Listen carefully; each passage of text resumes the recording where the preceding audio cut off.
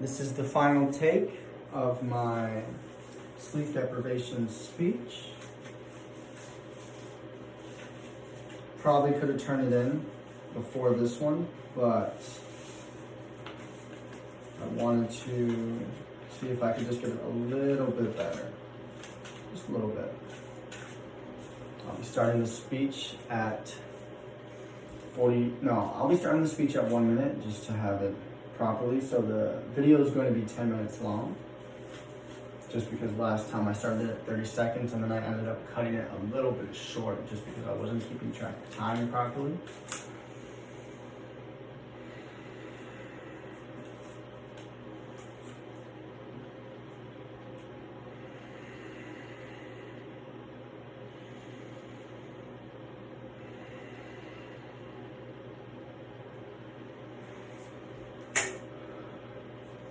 As I drove down the 20, my eyes began to close. My consciousness began to fade, and just like that, I switched over 3 lanes.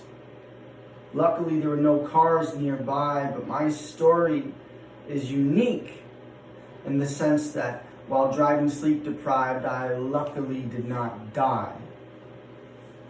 Not everyone faces this.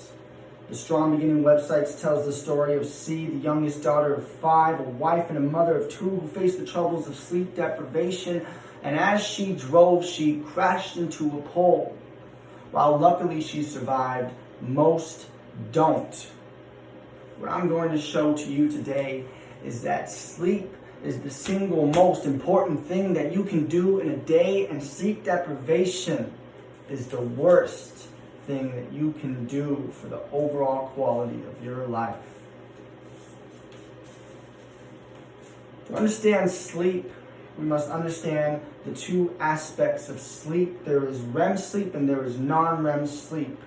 The Human and Lad podcast number 5 states that non-REM sleep is essential to learning movements, while REM sleep is essential to establishing meaning in the events that we experience.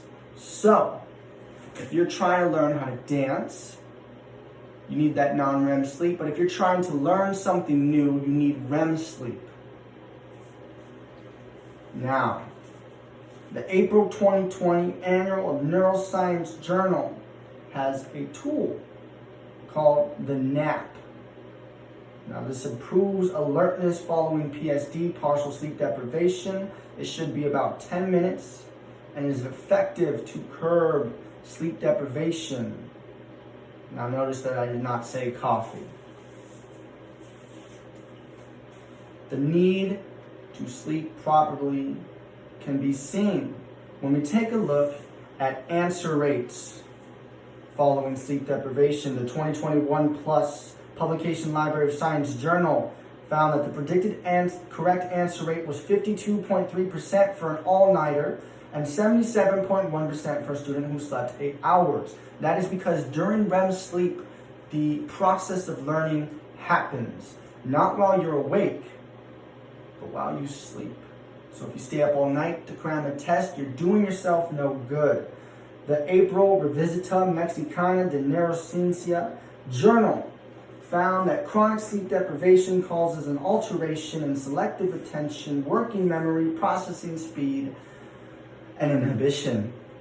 Therefore, if you are not sleeping regularly on a good basis, that's less than 6 hours, your attention is poor, your memory is poor, your processing speed and your ability to understand information is poor.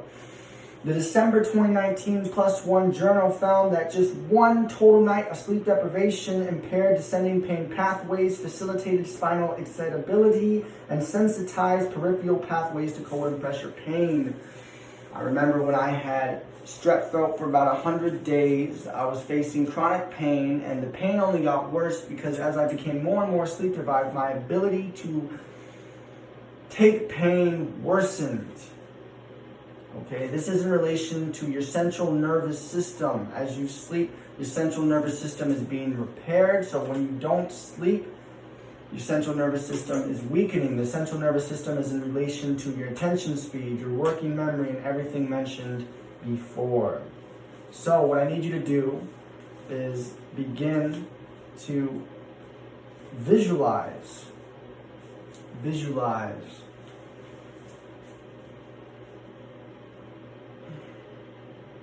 what it's like in a world without sleep. The 2020 International Journal of Tertipan Research found that prevalence of REM sleep disruption is higher than non-REM sleep, and as a result has been linked to earlier aging and the progression of most neurodegenerative diseases. What you need to understand is that REM sleep happens later in the night, so of course you're going to be more likely to not have it. Therefore, because it's part of the process for learning and cognitive functioning, you're going to face neurodegenerative diseases, which are diseases as your brain begins to decay. So, the 2021 Depression Research and Treatment Journal found that a lack of sleep deprivation, makes you 5 to 15 times more likely to experience depression. This is because it again relates to your cognitive functioning. If you are not sleeping properly, your moods are irritable, you are not in a right state of mind, you need to get some sleep. The 2020 BMC Public Health Journal found that sleep deprivation was found to produce a greater degree of overall driving impairment than alcohol intoxication. So when you are driving sleep deprived, as I was, or Ash was, it's like you are driving drunk, but worse. Okay? So what are we going to do about this? How are some steps that you can take to improve your sleep? Well, it's okay. I'm here to help.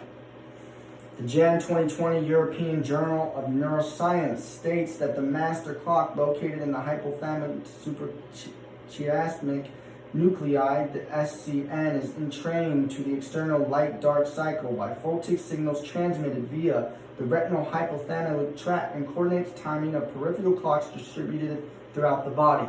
English, please? Light affects the way that you sleep. So if you are on your phone before you go to bed, you will not be sleeping well. So put your phone away. 2, the Huberman Lab podcast talks about the effects of booze and weed on your sleep. You're not going to be having quality sleep. You're not going to be getting into those states of REM sleep that you need for your brain to function properly. Further, consistency of sleep is more important than total sleep time. And you can increase your non-REM sleep by having resistance exercising. So that's pushing weights, right? Now, consistency of sleep is very important. Think about it like this. It is better to sleep 7 hours every night than to sleep 5 hours, 9 hours, 2 hours, 10 hours, which means go to bed at the same time every night. Try to wake up at the same time every night. And you will find that everything will begin to improve as your sleep quality begins to improve. Because sleep is fundamental to the processes of being a human being. Thank you.